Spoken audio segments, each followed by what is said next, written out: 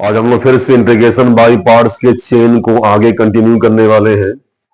आज हम इसके अंतिम के कुछ स्पेशल फॉर्म को डिस्कस करने वाले हैं।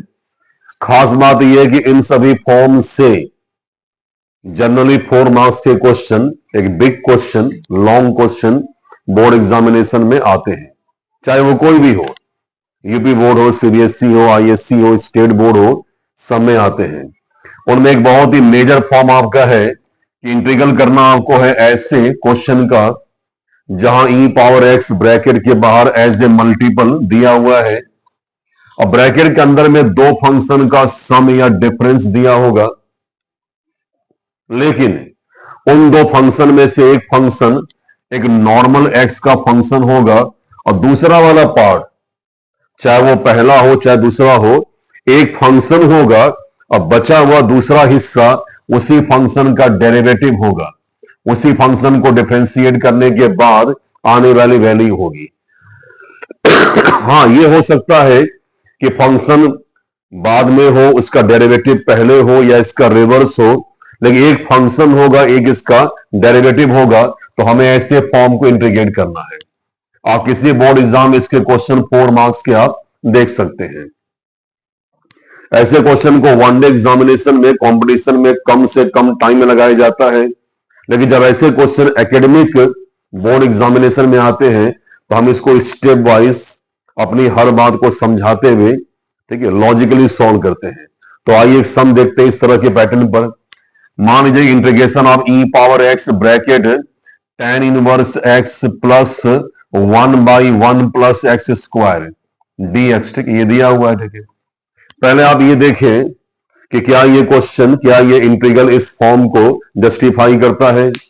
तो क्या ई पावर एक्स के साथ ब्रैकेट में दो अलग अलग फंक्शन का सम या डिफरेंस दिया है? यस, दिया है। पहला वाला इनवर्स ट्रिग्नोमेट्रिक फंक्शन है और सेकेंड आपका एल्जेब्रिक फंक्शन है और ये सम के फॉर्म में है। और आप ये जानते हैं कि इनवर्स ऑफ tan x का डेरिवेटिव कोई और नहीं बल्कि 1/1 प्लस एक्स स्क्वायर होगा, जो कि यहां दिया हुआ है। यानी ये क्लियरली इसी फॉर्म पर, ठीक है, सॉल्व होगा। सॉल्व करने का मेथड क्या है?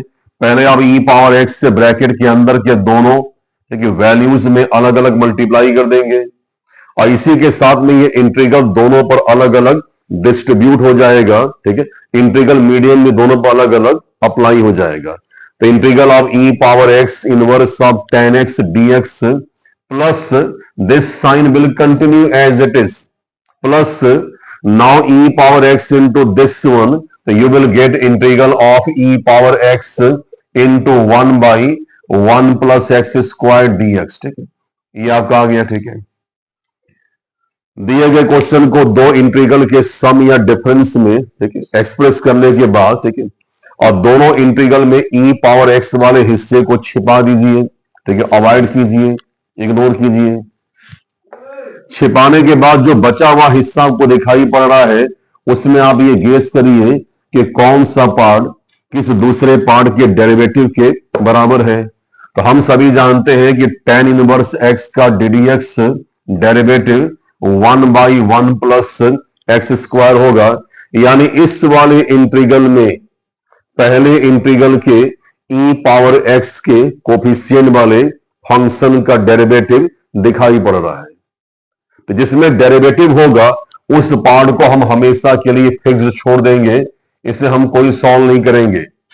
हम इसे इंटीग्रल साइन होने के बाद भी इंटीग्रेट नहीं करेंगे, हम इसे एज इट इज हर स्टेप में कंटिन्यू करेंगे और केवल इस पार्ट को हम सॉल्व करेंगे। ठीक है, क्योंकि यहां पर बाई पार्ट्स इंप्लीमेंट होगा, ये जानते हैं। क्योंकि यहां पर एक फंक्शन ई पावर एक्स है तो दूसरा फंक्शन ही होगा और साथ में दिया गया फंक्शन चाहे वो कोई भी क्यों ना हो, वो पहला फंक्शन ऑटोमेटिकली, ठीक है, मान लिया जाएगा। ठीक है, याद करिए बाई पार्ट्स का फॉर्मूला। ठीक है, तो फॉर्मूला ये होता है कि first function as it is, ठीक है, अब आप लेंगे सेकेंड फंक्शन का इंटीग्रल, तो integral of e power x dx, ठीक है, ठीक है, माइनस, अब हम करेंगे फर्स्ट फंक्शन का, ठीक है, डिफरेंशिएशन, तो ddx of first function which is tan inverse x. फिर हम दूसरी बार करने वाले हैं दूसरे फंक्शन ई पावर एक्स का दूसरी बार इंटीग्रेशन, तो ये होगा integral of e power x D x. ठीक है, ये पूरा सॉल्व करने के बाद जो इसका अंतिम, ठीक है, वैल्यू मिलेगा, हम उसे एक बार और इंटीग्रेट करेंगे, ये हमें पता है। हमें ये पता है कि हम इस पार्ट को एज इट इज बिना कोई प्रोसेस किए हुए, ठीक है, कंटिन्यू करें। ठीक है, तो प्लीज कंटिन्यू। ठीक है, right integral e power x into 1/1 plus x square d x. ठीक है, ठीक है, यहां तक क्लियर हो गया ये। ठीक है, और इसके आगे चलते हैं। ठीक है, हम जानते हैं inverse of tan x as it is integral of e power x will be e power x. आप कुछ कर नहीं पाएंगे। ठीक है, अब हम लोग, ठीक है, इस ब्रैकेट में इन दोनों को अलग अलग, ठीक है, सॉल्व करते हैं। डेडियक्स ऑफ tan इनवर्स एक्स हम सभी जानते हैं 1/1 plus x square. Integral of e power x 1 more time will give E power x 1 more time. और ये इंटीग्रल सिंबॉलिकली, ठीक है, फिर से यहां पर एसोसिएट हो जाएगा। ठीक है, ठीक है, प्लस जो पार्ट हमने छोड़ रखा था उसे हम एज इट इज कंटिन्यू करेंगे एग्जामिनेशन में। ठीक है, ठीक है, ये बिल्कुल क्लियरली विजिबल है। ठीक है, कि माइनस साइन के बाद अब हमें एक ऐसा इंटीग्रल मिला है जो हमारे छोड़े गए इंटीग्रल के एग्जैक्टली, ठीक है, इक्वल है और साइन में उससे रिवर्स है। ठीक है, तो ये दोनों ही इंटीग्रल एक ही आंसर देंगे और उन आंसर का साइन, ठीक है, रिवर्स होगा। ठीक है, तो वे आंसर इक्वल होने के बाद रिवर्स साइन होने की वजह से, ठीक है, they will be cancel out. ठीक है ना, तो हम इनको डायरेक्टली कैंसिल कर देंगे और जो बचा हुआ पार्ट हमारा है, ठीक है, वही हमारा फाइनल इंटीग्रल वैल्यू हो जाएगा।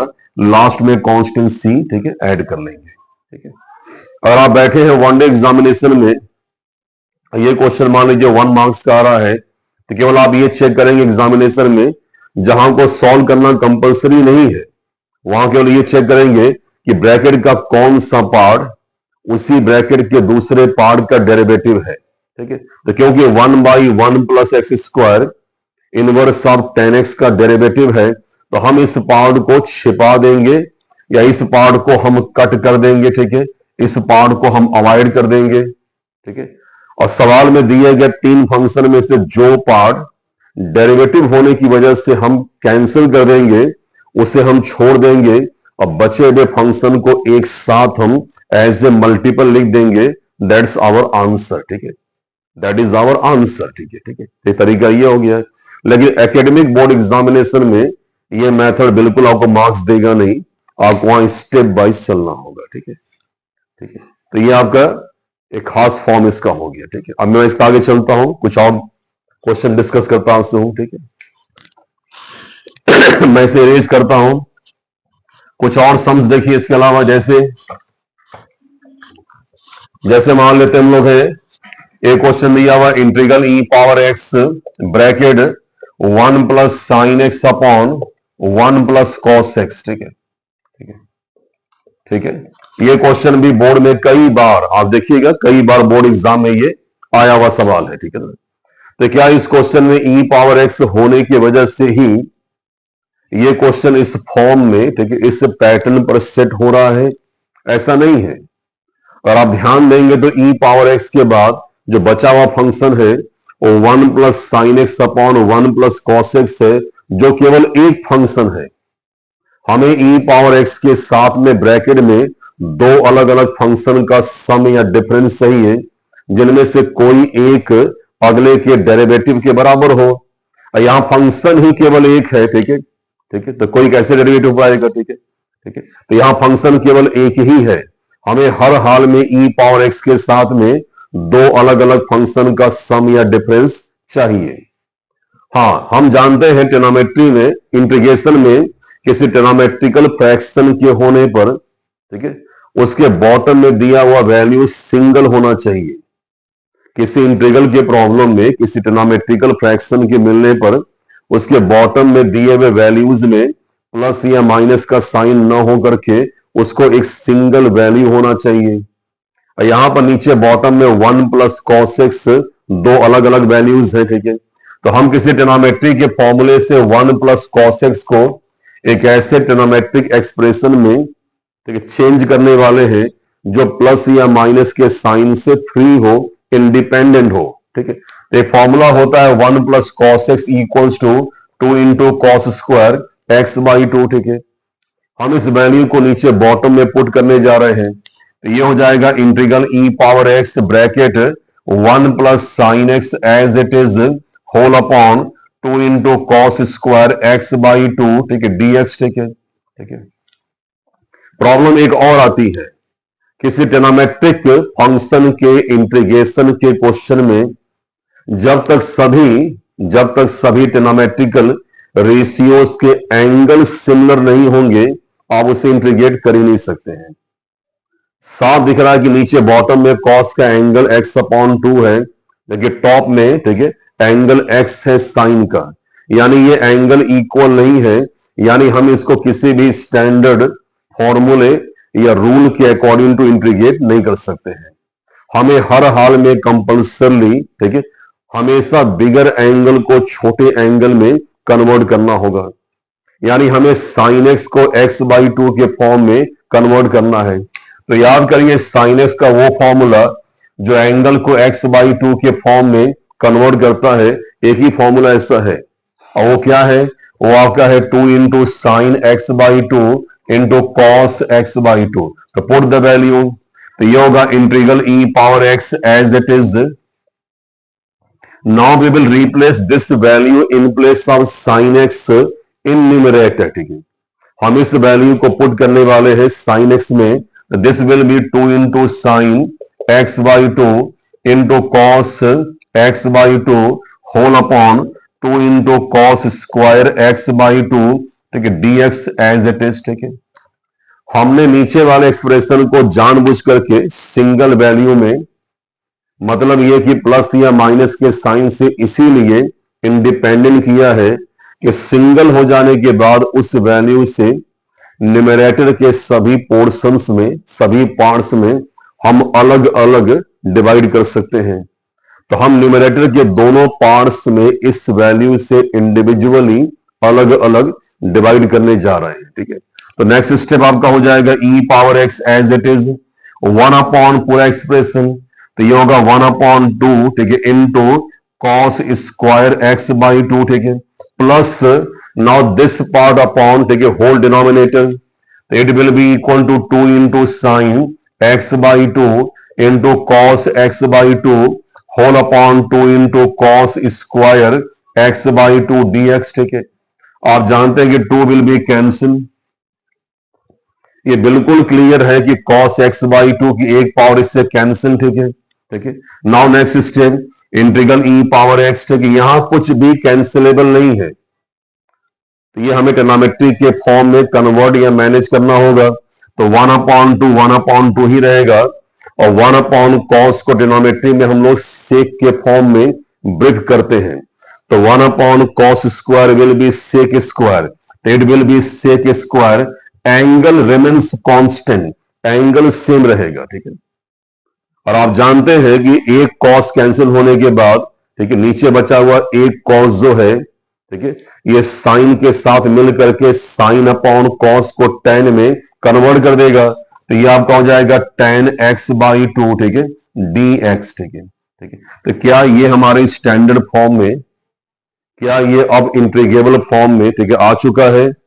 तो क्या ई पावर एक्स के साथ हमें अब ब्रैकेट में दो ऐसे अलग अलग फंक्शंस का, ठीक है, एडिशन या सब्ट्रैक्शन, सम या डिफरेंस मिल रहा है, जहां कोई एक पार्ट किसी अगले पार्ट के डेरिवेटिव के बराबर है? तो यस, डेफिनेटली। आप जानते हैं कि tan x बाई 2 का, tan x बाई 2 का differentiation sec square x by 2 होगा। अब बाद में जब आप x बाई 2 का लेंगे अलग से डेरिवेटिव, तो 1/2 आएगा, यानी tan x बाई 2 का डेरिवेटिव, ठीक है, कन्फॉर्मली 1/2 सेक स्क्वायर एक्स बाई 2 होगा, यानी ये वाला पार्ट, ठीक है, इस वाले पार्ट के डेरिवेटिव के बराबर है, ठीक है, यानी ये हमारे स्टैंडर्ड फॉर्म में अब आ चुका है। तो सवाल अब यहां से स्टार्ट हम करेंगे और चलेंगे अपने एंड की तरफ में, ठीक है। तो मैं ये पार्ट इरेज करता हूं, ठीक है।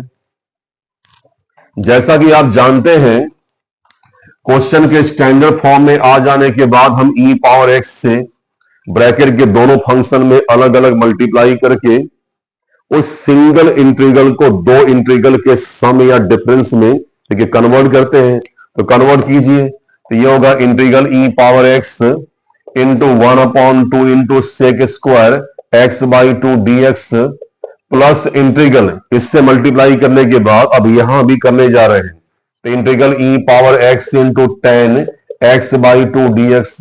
जैसा कि जाहिर है कि इस वाले इंटीग्रल में दूसरे इंटीग्रल के ई पावर एक्स के मल्टीपल यानी कि 10x बाई 2 का डेरिवेटिव दिया हुआ है, यानी ये फिक्स हो जाएगा।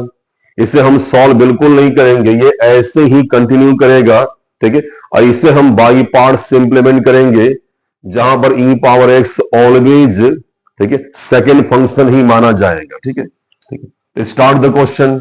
E power x second function, 10x will be first function.